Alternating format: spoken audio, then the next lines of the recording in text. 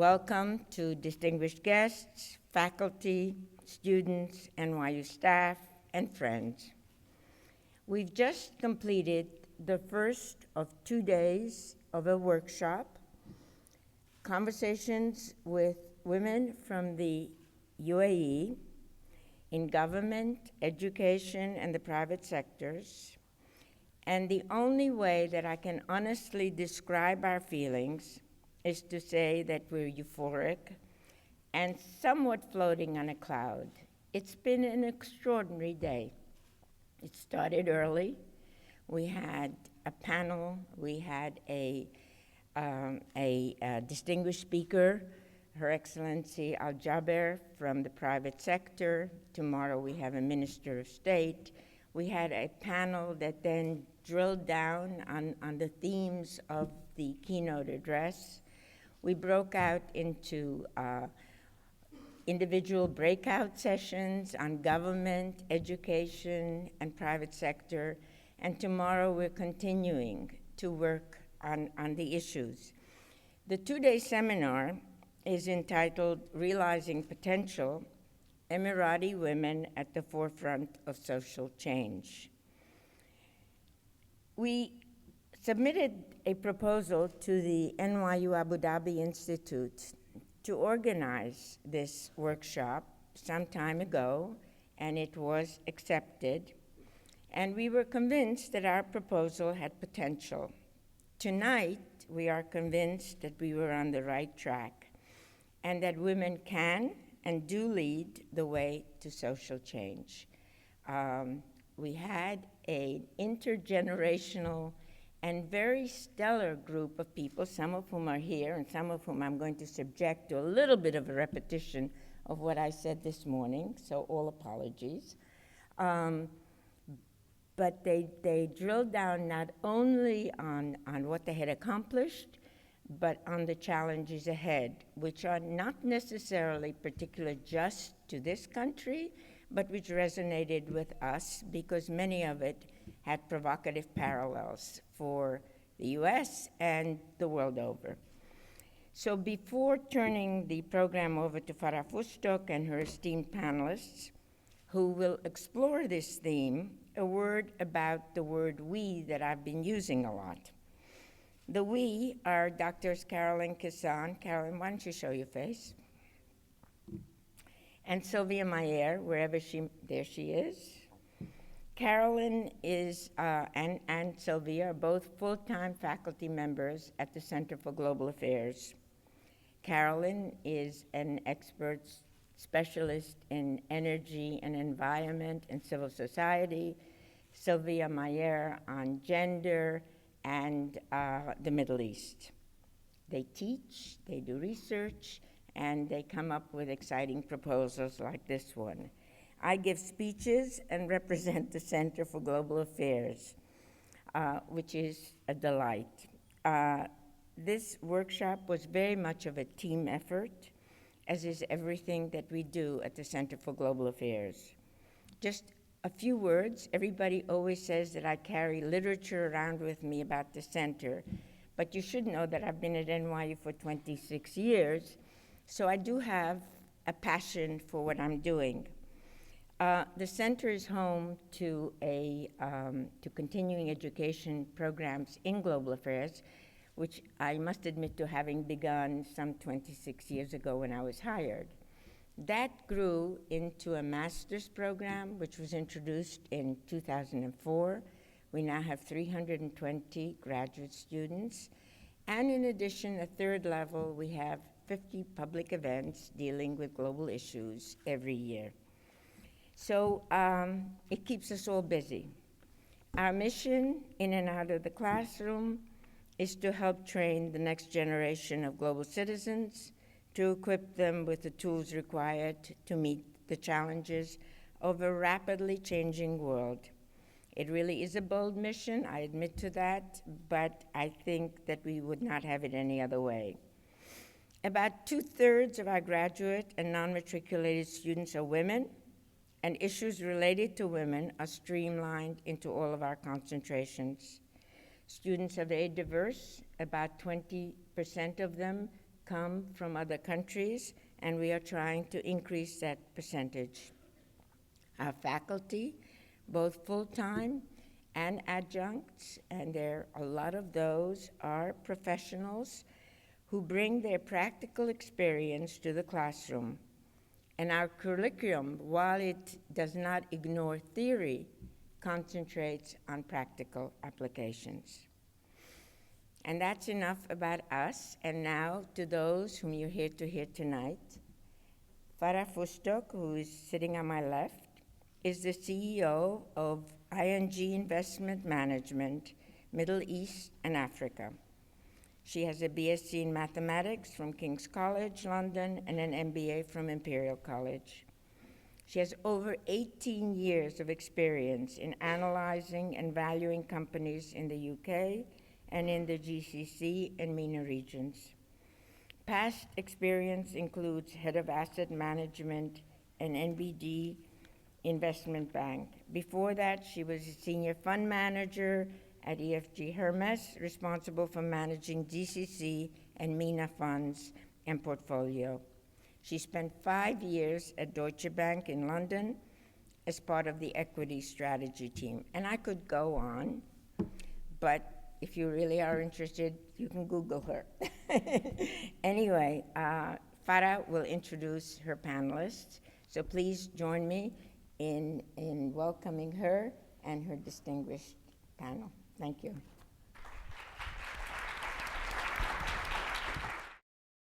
Good evening and welcome, Your Excellencies, distinguished guests, and thank you to Vera and the New York University for the organization of this event, which we hope will create a new platform, a forum or a think tank to create progress in these issues. I would like to introduce my distinguished panelists. On my left, Dr. Behjat Al-Yousef, Associate Director, Higher Colleges of Technology, over 20 years of experience in higher education and management and advancing science technology academic standing. Dr. Yousef is the Executive Chair of the Center for Women in Technology in the Arab region and also serves with different international and regional groups such as the UN Global Alliances for Information Development. In April 2009, Dr. Al-Yousef became a member of the Strategic Council for the UN Global Alliances for Information Development for ICT development. She's also recently become a board member for the Arab Science and Technology Foundation. Dr. Al-Yousef has received a PhD in software engineering from Reading University in the UK, an MSc in computer science from Cardiff University in the UK, and a BSc in computer engineering from University of North Carolina. Again, I could go on for some time. Dr. Al-Yousef has been awarded the UAE Businesswoman Award for Career Achievement in 2006 and the Sheikh Rashid Award for Scientific Achievement in Outstanding Community and Leadership Awards. In 2008, NYUAD and the National listed Dr. Yousef as one of the 20 most influential women in the UAE. She was also voted one of the 10 most powerful UAE women in March 2012 by Emirates Woman magazine. Dr. May, sorry, I leave you to clap.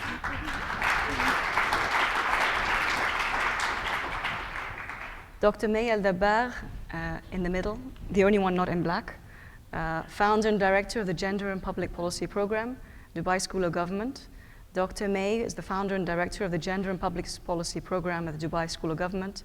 She has taught and published on various variety of topics, including psychology of globalization and cultural and gender differences in leadership, decision-making, and job-related outcomes. Dr. May has, her work has been featured in over 40 local, regional, and international media outlets. Dr. May has a PhD in experimental psychology from the University of Oxford and a bachelor's degree in psychology from Harvard University. Jointly with Professor Iris Bohet, Director of Women in Public Policy for Harvard University, Dr. May designed and taught Negotiating for Leadership program and trained over 50 senior women in the UAE. In 2010, Dr. May was appointed to the board of Harvard Alumni Association and Director for Middle East and Africa region. 2011, Dr. May was honored as the Young Global Leader from Saudi Arabia by the World Economic Forum. We have to clap.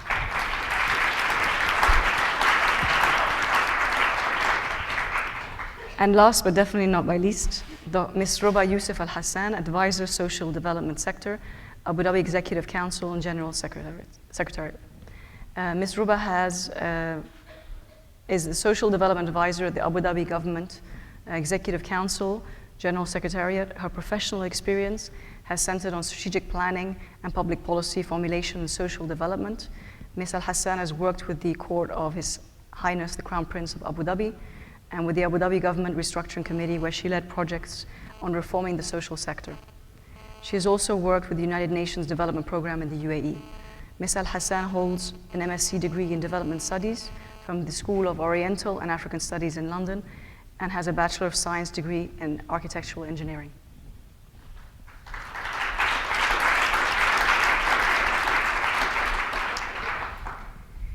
So if we just jump into a brief summary of what we discussed today, and as Veer's mentioned, we've discussed various accomplishments that have been achieved over the past, the challenges that lay ahead, and some solutions that potentially could be put forward.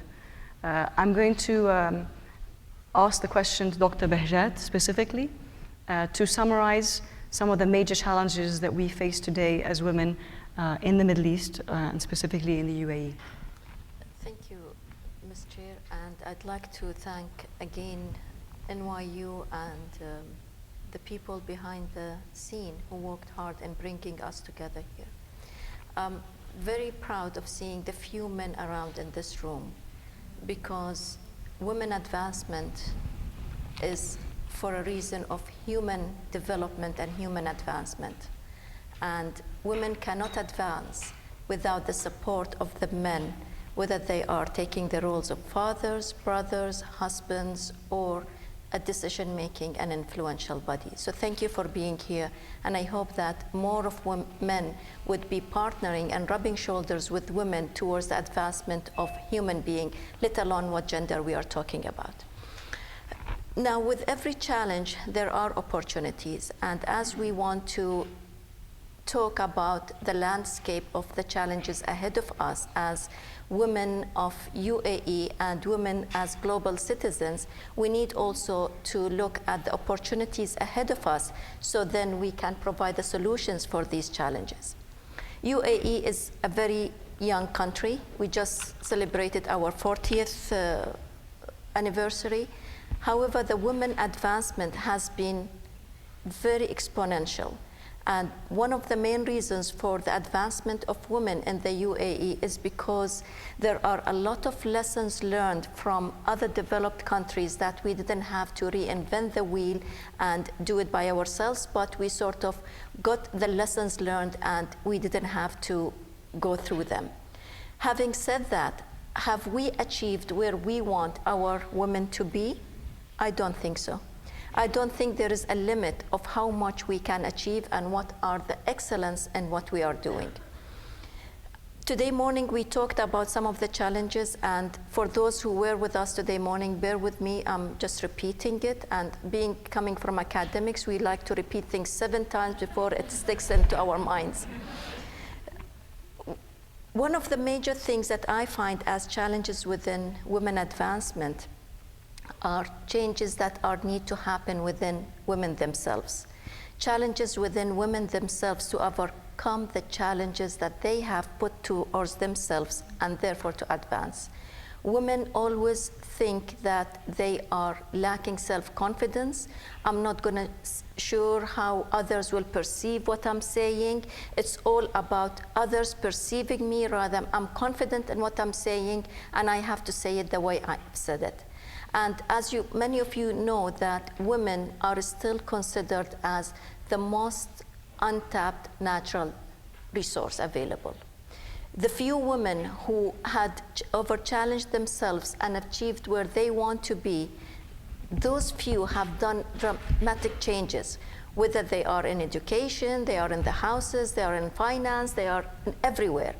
And imagine if there was a balance between both genders and what they are doing, that the world that we are living today would have been far better than what it is in reality. Women need to look at themselves and think, what do I want for myself? Where do I want to be? And as they are doing that, they need to always think the hat that they are creatures that are built to nurture. The women have to pull other women along the way that they are doing. And unfortunately, this is a challenge that we are facing here. Women are working in segregations. They are more self-centered without looking at how I can extend their hat and help another woman to come along. Mentorship is not that much spread around us. For every successful person, regardless of gender, there was a mentor behind them.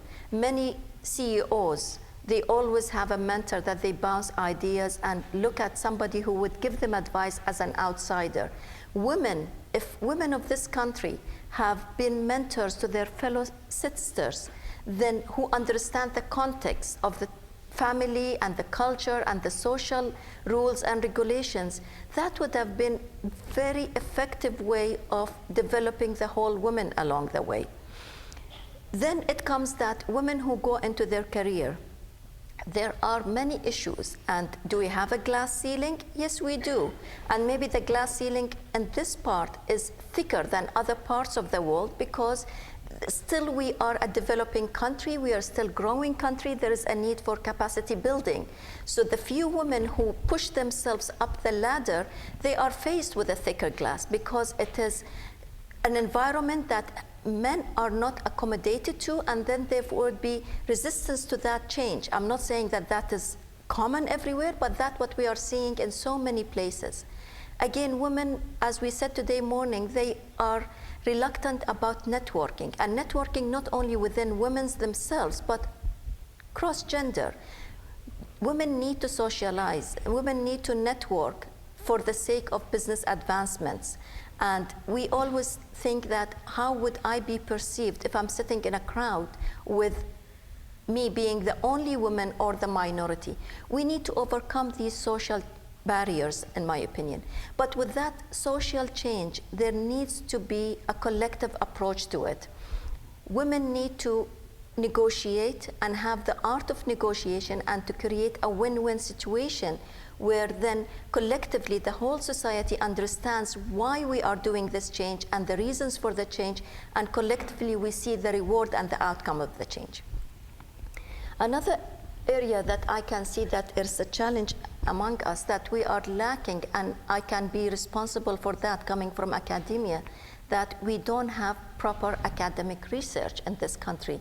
If I want to know how many women are in sector of medicine, how many medical doctors we have in UAE and in which field, that information is not available to us at the tip of our fingers.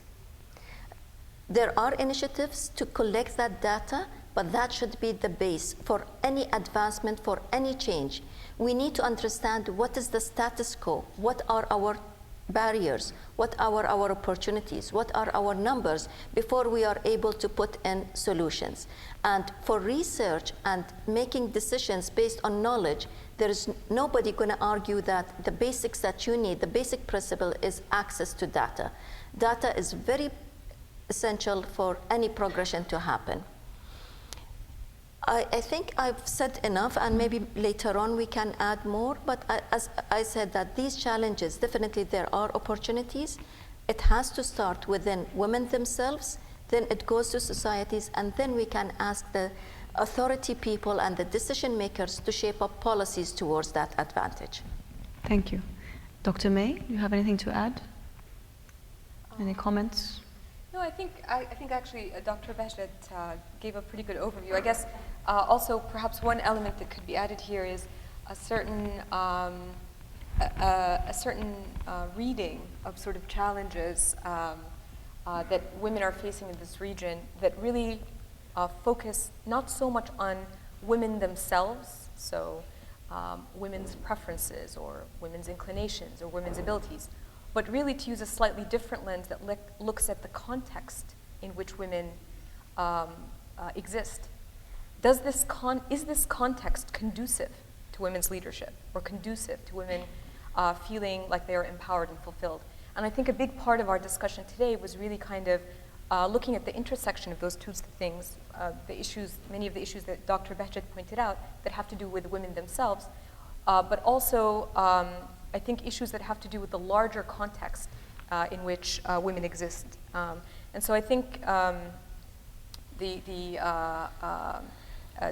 conversations that we've had, which dig a little deeper into these issues, really focused on women in education, women in business, and women in government.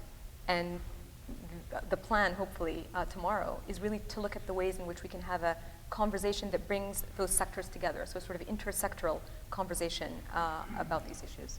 Thank you. Ruba, do you have any comments? I just want to reiterate and emphasize the points that my colleagues made.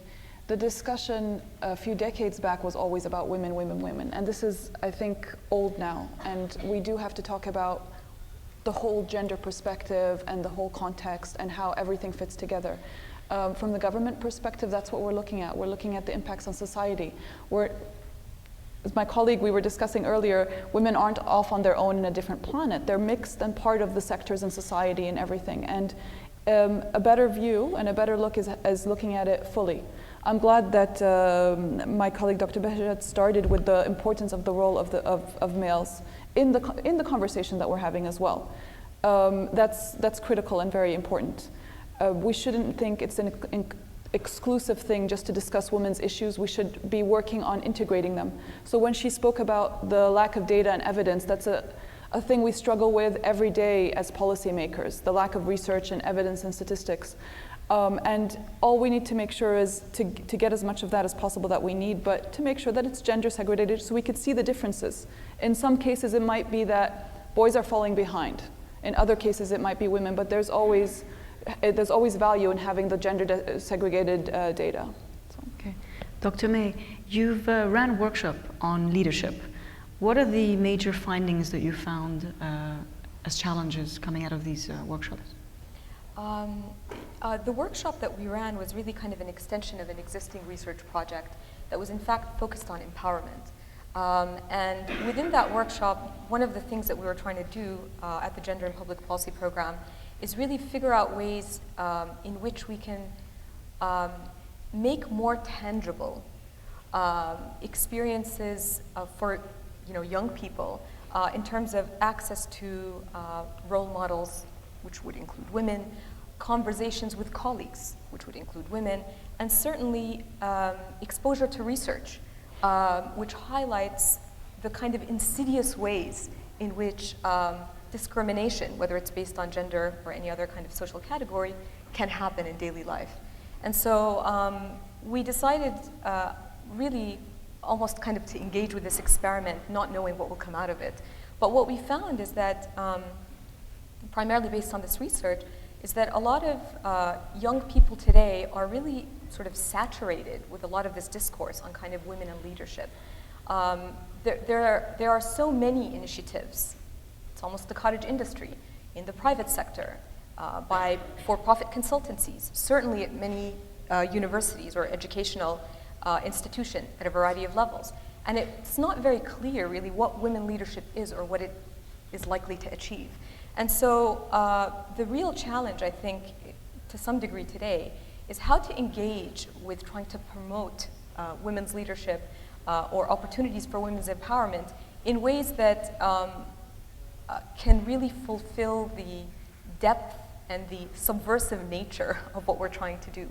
And I think the workshop, was sort of an experiment, but kind of broader thoughts about the realities that I think this new generation of women and men today in the UAE, but certainly in the region more generally, are engaging with, is really to not take for granted many of the, what I think are great strides that have been achieved by the first generation of women here, to think very carefully about the kind of options that they have. And certainly, I think many of them do. We've seen even from our event today, among the younger group, to which I don't belong, but many of them are very, very globally savvy. They're very introspective, and they really feel like it is their right to be able to excel professionally, yet also have a family. They don't want to feel like they have to compromise in some way. They want the system to change to suit them. these kinds of demands are demands that can only come from a generation that has seen pretty substantial successes happen in front of them and can ensure or can speak with some confidence about their right to play an important part in the system. So I think this workshop, but certainly the event from today, if anything for me, highlights that we need to think about engaging with women's leadership initiatives in ways that are fundamentally different from the ways that we've been doing it for the last decade or even longer, because the realities are very different. Thank you. Ruba, in your research reports, Women's Studies, can you highlight for us some of summarize the issues that are occurring? Sure. There was a recent study that we conducted with the UAE University that surveyed over 1,000 women. This is covering Abu Dhabi, but covering the 3 different regions in Abu Dhabi, the eastern and the western region. And we posed, it was a very broad survey. We posed to them the question of what issues are you facing? What are your priorities? And we tried to cover as many themes or areas as possible: health, education, housing, the broad issues, as well as sensitive issues like domestic violence, divorce, abuse, sexual harassment, things that we don't generally talk about in the open in our society. This is like one of the most telling surveys that I found so far.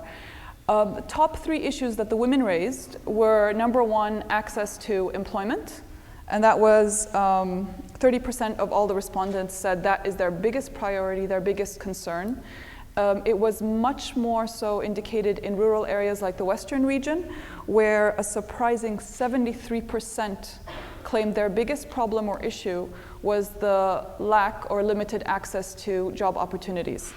The second big issue, again, it was quite a surprise for us. 23% of respondents said the dysfunction of families, and specifically domestic violence and abuse-related issues, was raised as the number 2 top issue. It varied slightly in different regions, like the western region didn't mention that at all, but on average, that was 23%. The third issue was access to quality health care, with 12% of respondents prioritizing that as number 3 as a primary issue. A surprise there was that the less developed regions surprisingly didn't mention it. The people in Abu Dhabi city, with what we thought was more access to quality health care, had actually higher expectations. So they were demanding a lot more of the healthcare system. There was a lot of specific issues in studies. We've been doing a huge exercise on compiling studies that exist. So we've been trying to actually read everything that's ever written on women and gender issues from as far back as we can find. There was a few studies that are worthy of note from our colleagues in the Family Development Foundation. They did something similar to what we did in terms of asking women themselves, what are their issues? Tell us what your primary issues is. They were very concerned with one specifically issue that cropped up constantly was the lack of sufficient involvement between the parents and the children. And they were trying to link that to different issues arising with youth.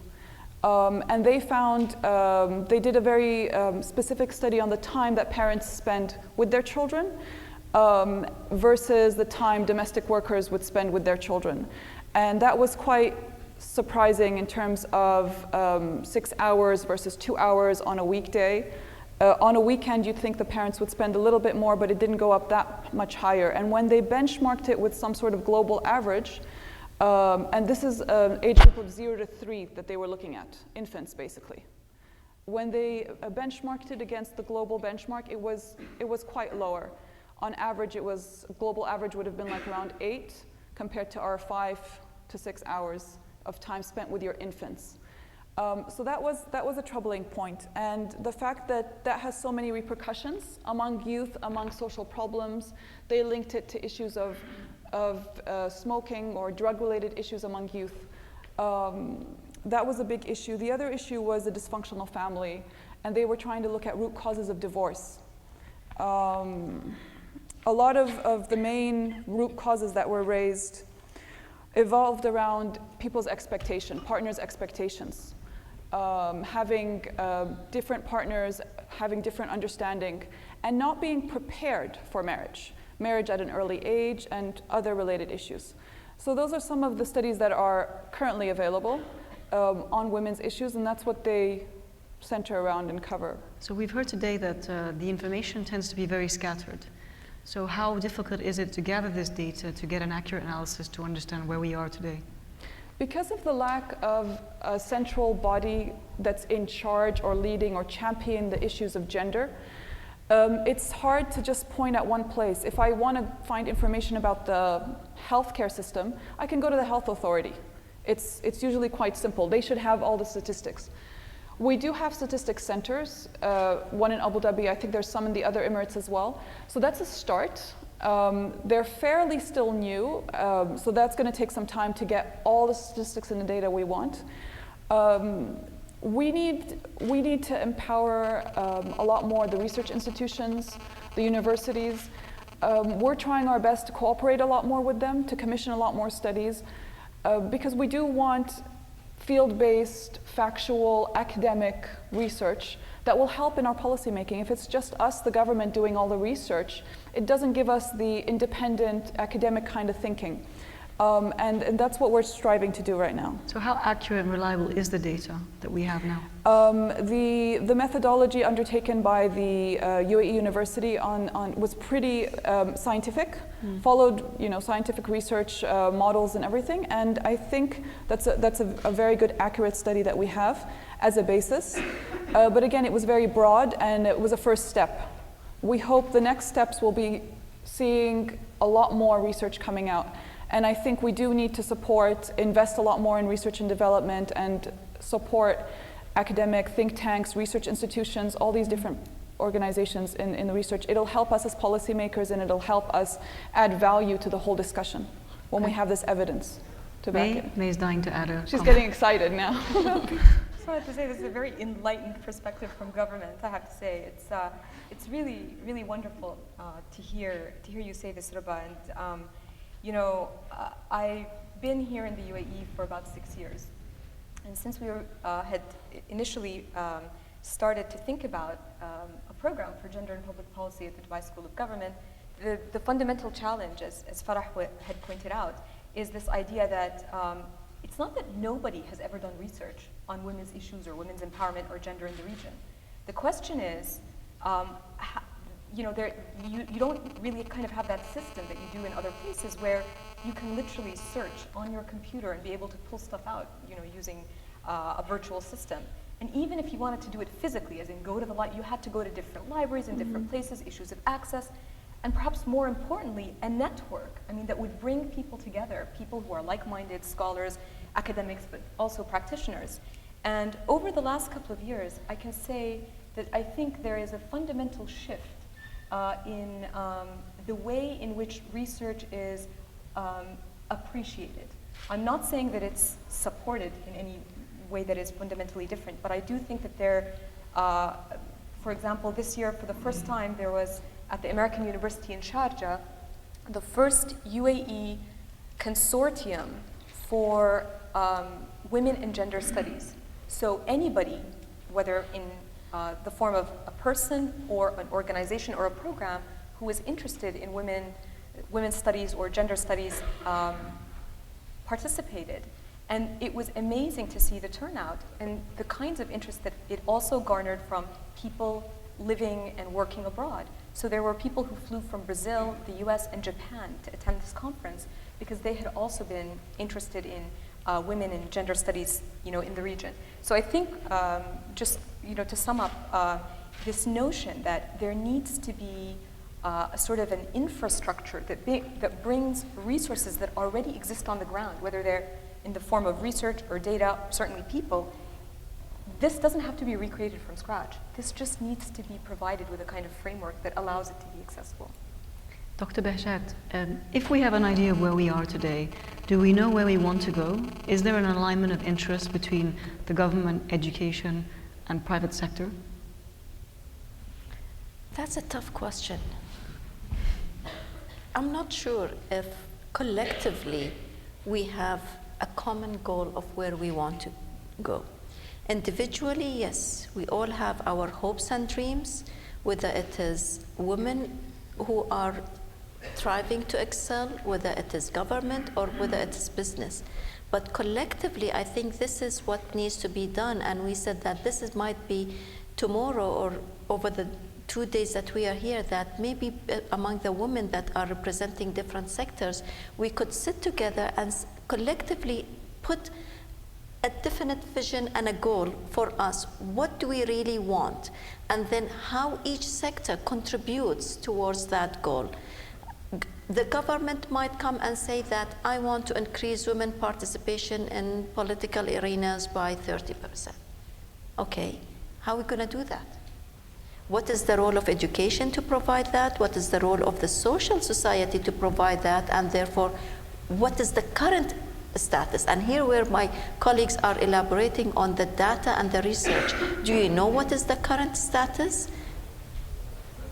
Maybe yes, maybe no, but are they formally available?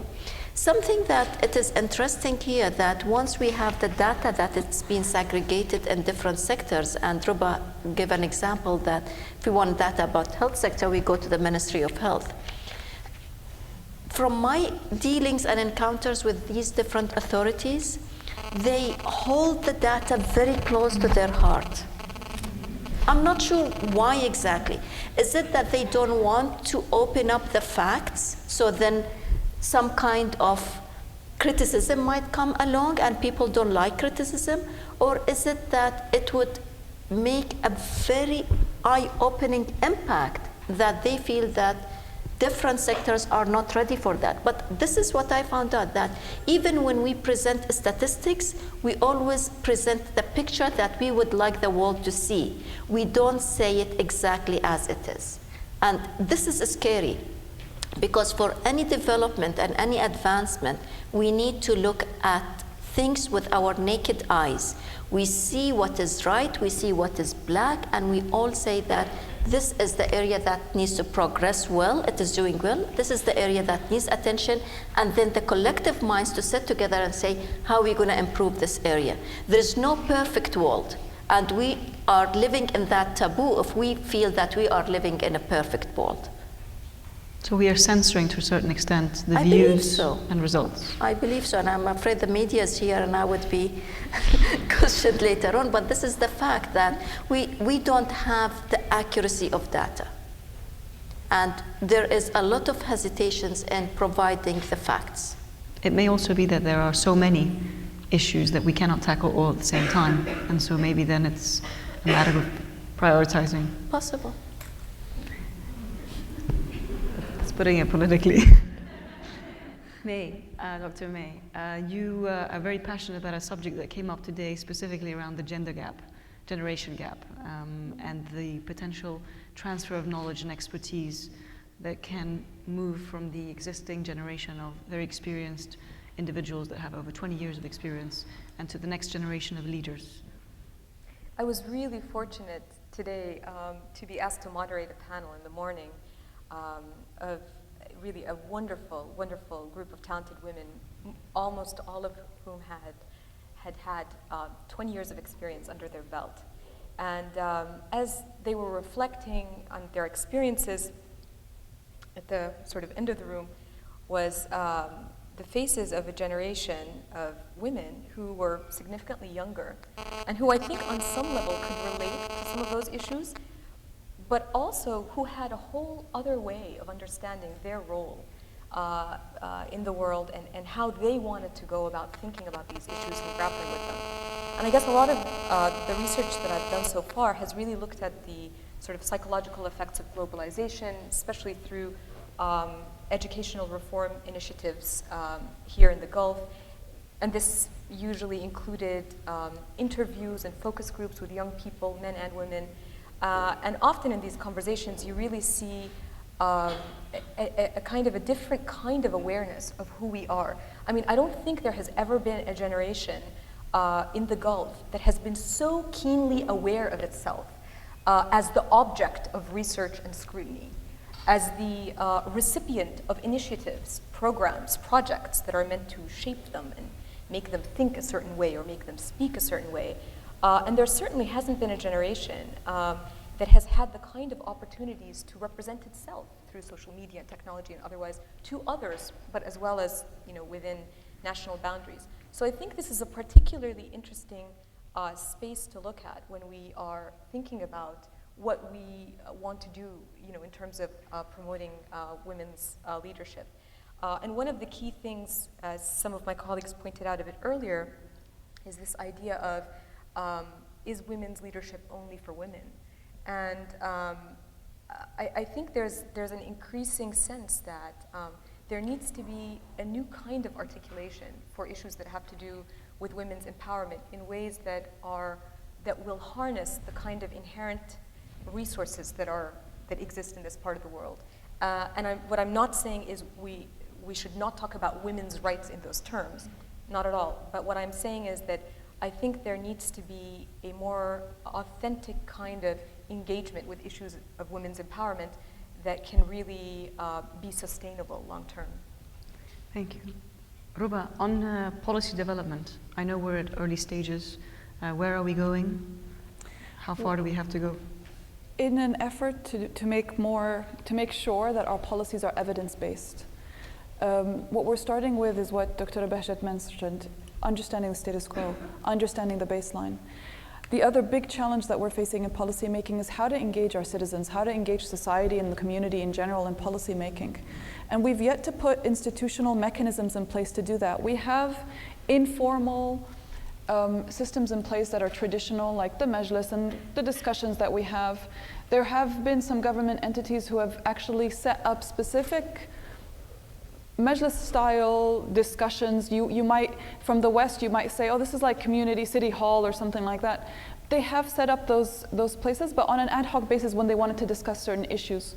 We want to make sure those mechanisms and institutions are in place all the time when we're talking about policies, so that it's not, oh, me and Dr. Amay talking about women's issues and deciding on a policy and recommending it to the government. We want to make sure it's based on evidence, there's involvement and engagement in the actual development of the policy. And that means there'll be buy-in. That means the policy will actually be based on reality and will actually make sense at the end of the day. Do you engage with the government and education sector when you're forming policies? Our sector specifically covers all the areas, and education is one of the biggest components under social development, education, health. So we do prioritize that sector. And because the biggest demographic currently among the national population is youth, with around 39% of our population being composed of that 15 to 24 age group, that's the priority. So we do always talk to the schools and the universities, talk to the Abu Dhabi Education Council and the education authorities about issues, because anytime you're working on a policy or specifically at a program level, youth need to be engaged. That's a big issue that we need to address, and we need to have mechanisms in place that make it easy for us to do that. And how are we addressing and encouraging gender empowerment? This is one of the findings of the study, showed that, for example, in the Western region, 54% of respondents said, specifically strongly agreed to this statement, I expect the government to give me or to provide me with a public sector job. This over-reliance on the government is worrying to us. Gender empowerment is not just the government's role. We see it as everyone's role, and there's an important sector that we haven't discussed. It's not just the public and private sector, but there's a third sector. Civil society, NGOs, nonprofits. What the government can do is actually provide that context, that framework, that platform for civil society to grow and prosper. Because in other countries, they take a lead role in gender empowerment. The burden shouldn't all be on the government. So when what the government tries to do is make sure there's intersectoral cooperation. There's this discussion. It's not just one entity's role to do gender empowerment, but it's everyone's role. When they're planning, when they're making policy, when they're looking at their strategic plans, they should be considering, how are we going to empower women and what can we do? And again, it's not always women. On the educational front, we have women outperforming males, and it's the disadvantaged gender is the boys dropping out of high school, for example. So it's about looking at the disadvantaged gender and maybe offering them an additional push. But I do think it's the three sectors that need to be engaged and involved, and it's the three sectors that need to take ownership of the issue. But then it comes back to also the third sector being empowering the community. As communities, as societies, as associations, we should be promoting groups that support women and feel that they do it for themselves, not somebody's helping them. Women aren't the weaker sex that need this help from an external body to push them. They can do it for themselves. We just have to provide a conducive environment to do that. May, in your studies across various regions, have you found that many of the issues that we're talking about are specifically to the UAE or to the Arab world, or is this a wider issue? Yeah, that's a really great question, Farah. I think a lot of the conversation that we've had today, during the day about the kind of issues that women face as we talk about sort of challenges to gender equality and also potentially solutions. Things like, for example, mentorship or access to networks. In my mind, these are definitely global issues. You could be talking about these kinds of issues almost anywhere. There is nothing, I think, particular about women here that make them, from a different planet or something. On the other hand, I do think that, unfortunately, engaging with a lot of these issues, at least historically, has really sort of taken a very simplistic form that, since these issues are universal, you just go find the best person, best organization that does gender equality, you bring that brand here, and they can just run a program, and poof, you have women leaders, or this doesn't work for sure. And I think, the kind of initiatives that are really successful, or the solutions that will really be impactful, are the ones that really come from within.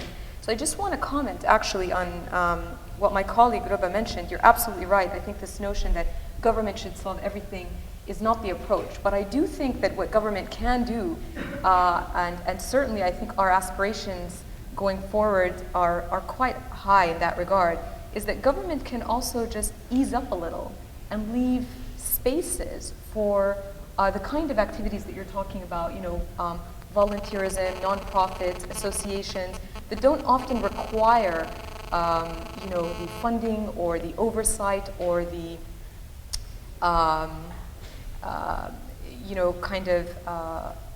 dependence, let's say, on government. I think that often the best kind of ideas are the ones that transcend sectors, the ones that involve people who care deeply and passionately about an issue and want to continue to be involved in it long term. And I think that the only way for this to happen and for this kind of authentic form of activism to emerge is if, in reality, on the ground, through changes in legislation, there are spaces for people to meet, to exchange ideas. And now you see that, of course, increasingly anyway, virtually. But I think certainly more can be done. Thank you. We have 5 more minutes, and then we're going to open to Q&A. Can I just go through the panelists and maybe your thoughts on what are the most important solutions potentially that can be put forward as suggestions? Sorry, we're taking the limelight from you tomorrow. I think we all agreed on creating that knowledge base. And I think if we create the knowledge base that provides access to data and accurate data, that sort of would be the first and the most important step for any work further to be done. As we are talking about women and leadership, I was just thinking that why do we want women leaders? And maybe that one of the objectives could be that we want social entrepreneurs, women who lead for the better of tomorrow. And within that, we create the knowledge base and an agenda to drive the advancement of the community and the nation towards the better of human beings collectively. And the role of women would be more as leading social entrepreneurship and social changes, that it would sort of feed into that bigger agenda that we have. Thank you. May? Well, to be honest, I think the best thing that we can do for women's leadership in the region is actually to focus on men. I do think that kind of the initial efforts that were put into educating women, training women, really focusing on women as a category, have already gone a very far way. But I think, as we've heard from many of the participants today, the lives of women intersect very closely with the lives of men in a variety of ways. As colleagues at work, as husbands, as ex-husbands, as sons, as people walking down the street. And I think that with the pace of change, really at breakneck speed, I think that is happening today here in the UAE and certainly across the region, I think there needs to be some sort of articulation for what we want men to be in this process, especially as we're asking for all these changes in the roles for women. So it's not just that women have to be stronger or better at negotiation and at asking for things, more powerful, more able. I also think that men in their lives, again at a variety of levels, need to be interested, accepting, and even if they aren't, they need to succumb to these kinds of things that I think ultimately will be very much a part of their lives. I think we are doing ourselves a great disservice if we assume also that men don't have something valuable to contribute to this process.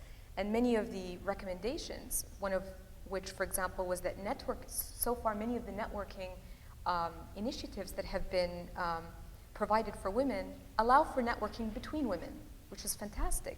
But actually, often when you look at the tops of organizations and the top levels of management, you'll find that they're men. So you want to create the kind of spaces where men get to network with women. So really this kind of idea of going beyond the women in women's leadership to try to understand more broadly how can we engage other social groups to make this process successful long term. Thank you. Ruba? I think there's very specific key things we could and we should be doing right away, and they mostly involve policies that help and support parents in terms of maternity leave, flexible hours, paternity leave, introducing specific policies like that allow you to go back to work after you have a child, that allows you to have the work-life balance and such. We are, as per the studies, and if we're benchmarking ourselves on something like maternity leave, we're falling behind. We're one of the countries that offer one of the shortest maternity leave. So I don't want to say the word easy because policies are never easy, but there's these specific ones that we could target right away. And that's mainly addressing the very low women's labor force participation that we have in the UAE, and it's around 15% versus an OECD average of like 56%. And I think that would help push at least the labor force participation right away. But on a broader scale, there's also the issue of our economic development and our economic vision is on a track that is introducing industries that might not have been gender sensitive or might not be interesting to women. Now, either we work on the education part to make women and the society accept that these are industries that women will want to go into and they will have an interest in, or when we're looking at our economic development policies, we think not just economically but sustainably about how are we going to make sure that we have people that will be interested to enter these industries? And have this alignment, not just think of, oh, this is the economic plan that hasn't considered what people we have and what are their interests and the gender differences between the interests in certain industries and certain fields. That needs to be talked about. The biggest thing I think we should be working on is to go back to youth, and it's not just about women. We should be addressing youth. There are issues that boys are facing that are quite serious. The current registered unemployed or job seekers with Abu Dhabi Talteen Council, the majority are females, and there's a huge number, but the females tend to be secondary, high school, and college graduates. The percentage of the boys tend to be below secondary school, and that's very worrying. There's a problem there on the dropout rates. We have to address the big youth bulge now, so that it becomes a positive thing. There was a big discussion in the Arab region about the youth bulge. It could be positive, it could be negative, but you have to engage them, and you have to provide positive outlets for them, and you have to provide career guidance and the basics that should be there for these young people to actually have, the opportunities are there, but to actually understand how to make use of the opportunities. Thank you.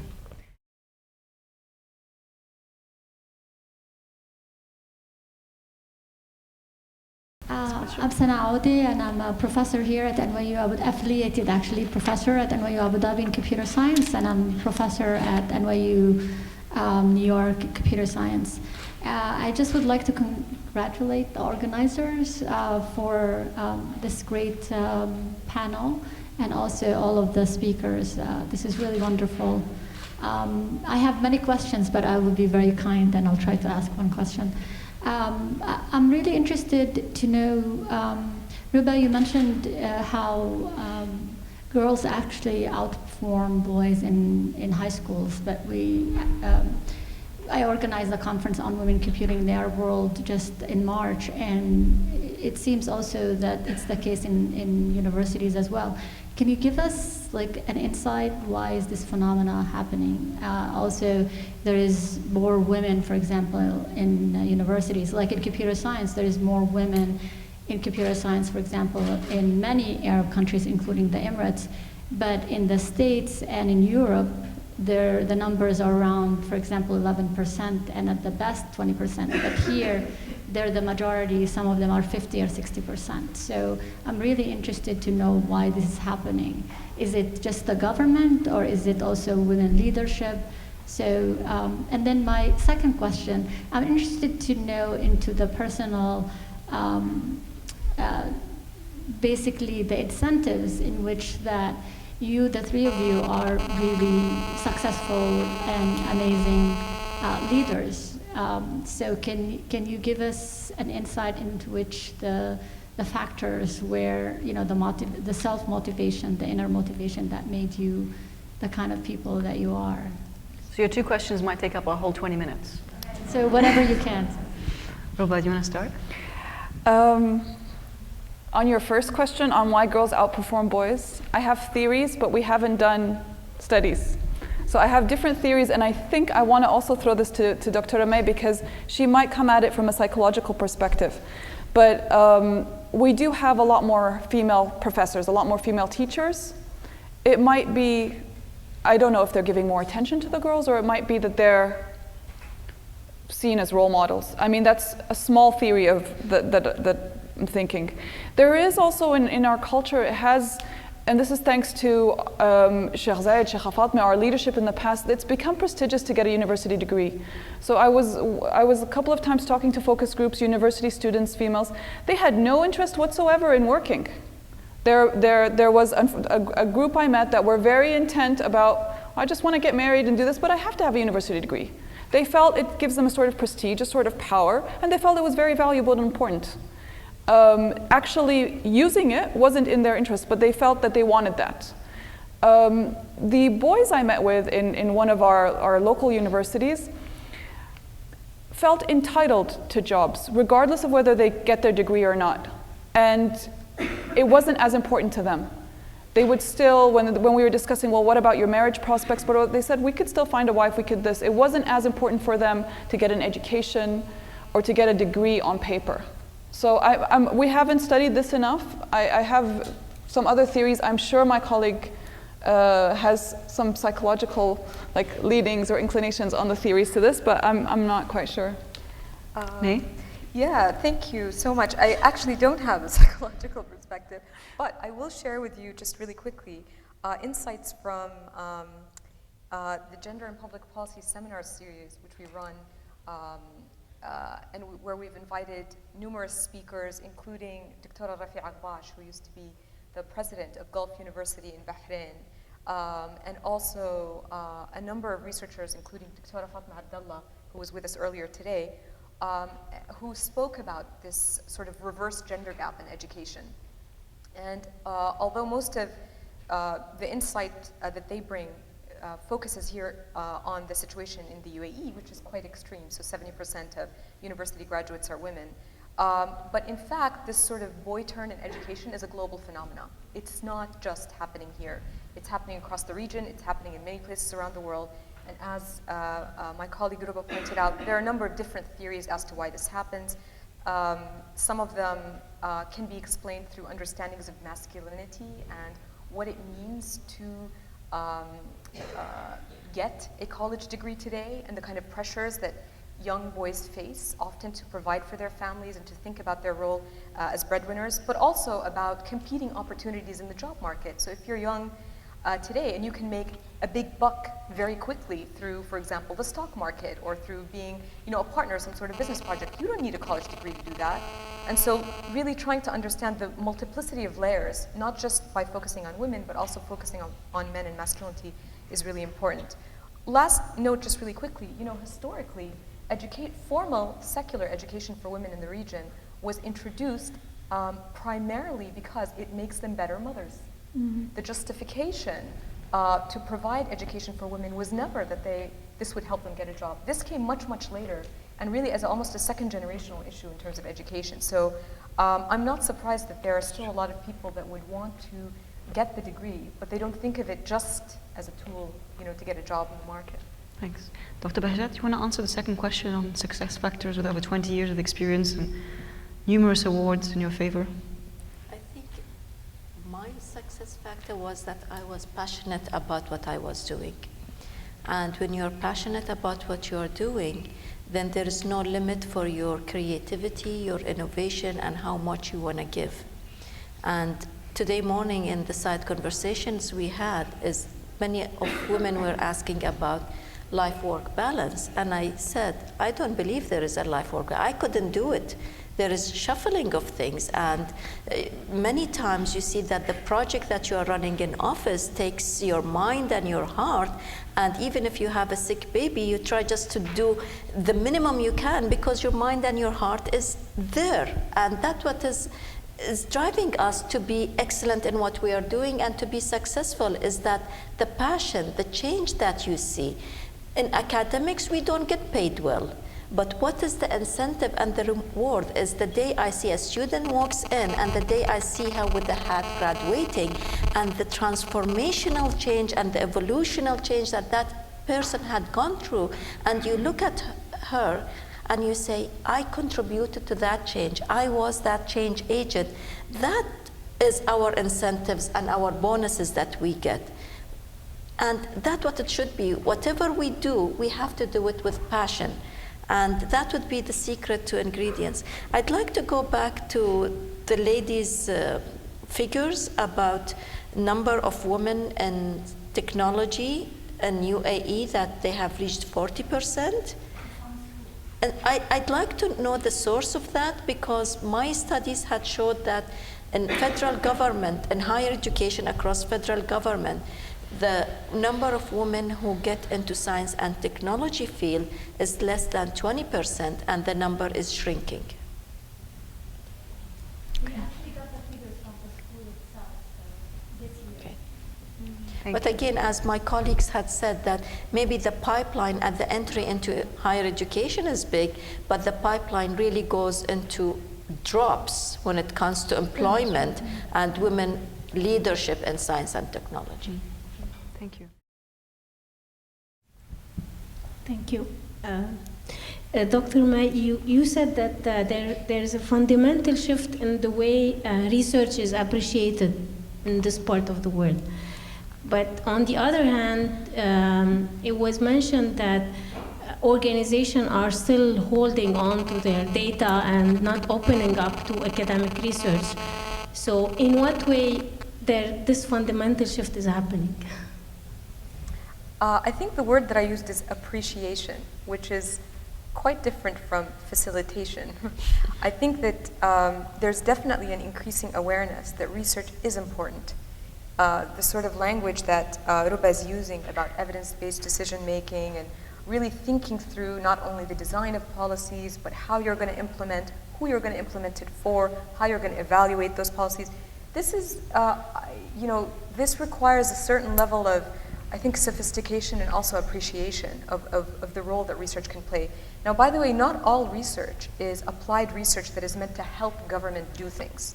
Often research can be quite critical of government, and often research is done despite government. So I don't also want to sort of use this category of research to describe it only as a tool for better policy making.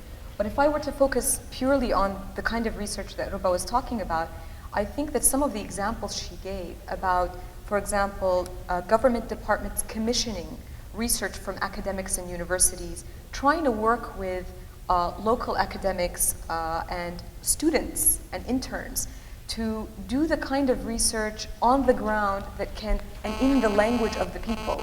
So some of the statistics that she described about very sensitive topics, things like, domestic abuse. How do you think this came out of a survey study? I mean, this was a pretty well thought out study, the kind of language, the way they phrased the questions, the way they carried out the study to be able to get that kind of data from people. So I guess what I was trying to say is that I think that there's been a shift certainly in appreciating the importance and the value of research. And Ruba today gave some really wonderful examples about the kinds of phenomena that appear due to research that we didn't necessarily know about before. However, I will agree certainly with Dr. Behjat that the scope for improving this is definitely far greater than where we are. And I think that the issue, might be not wanting to let go, whether it's that or that it's just at a very, very basic level of coordination. It just isn't happening. And I find that it's not just with data that this is the case. I think it happens with lots of other things. But I think that the interest in figuring out how to do this is now there. Thank you. My name's Susan Partridge. I'm a clinical psychologist and I work at the American Center for Psychiatry and Neurology in Abu Dhabi. And I was delighted to hear of the research that you're talking about, which starts to give us a picture of some of the problems facing Emirati women. And I was saddened, but not surprised, from my experience of working clinically with many women, that over 1 in 5 Emirati women see domestic violence as being one of the major problems that they face. And I was wondering what your next step was, knowing that, how you feel a response should begin to be made to what is, I think, a major issue that affects social relationships, that affects how women bring up their children, bring up their sons, and I think is at the bottom of a number of issues that block the empowerment of women in the UAE. Ruba, I think that's all yours. Thank you. Thank you, Susan, for that. It's a very good question.